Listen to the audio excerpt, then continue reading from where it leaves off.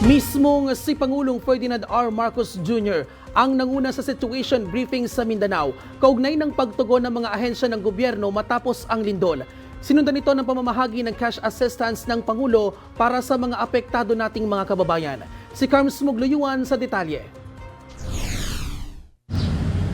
Personal na inalam ni President Ferdinand R. Marcos Jr. ang sitwasyon sa mga lugar na apektado ng magnitude 7.8 na lindol sa kanyang pinangunahang situation briefing sa General Santos City. Nagbigay naman ng update ang iba't ibang ahensya ng pamahalaan hinggil sa mga hakbang na isinasagawa upang tugunan ang pangangailangan ng mga nasalantang residente.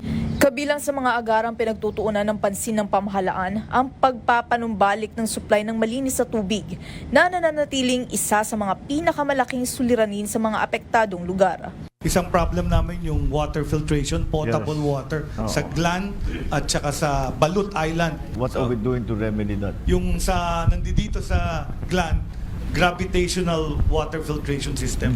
Dala nila using gravity kahit walang power, pwedeng ma-filter. And then sir, dala rin namin yung jerry cans, yung filtration ng balde. But sabi nga ni Ted, that's safe for now. For now. For now. Yeah. So we're going to start distributing it sa mga evacuation center. Ipinagkaloob din ng Pangulo ang kabuang 278 milyong piso mula sa Social Civic Projects Fund ng Office of the President bilang agarang ayuda sa mga lokal na pamahalang napinsala ng lindol.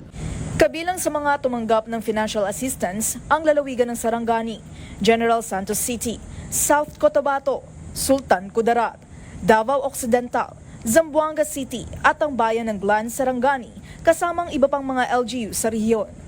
Para sa totoong balita sa Bagong Pilipinas, Carms Mugluyuan, Congress News.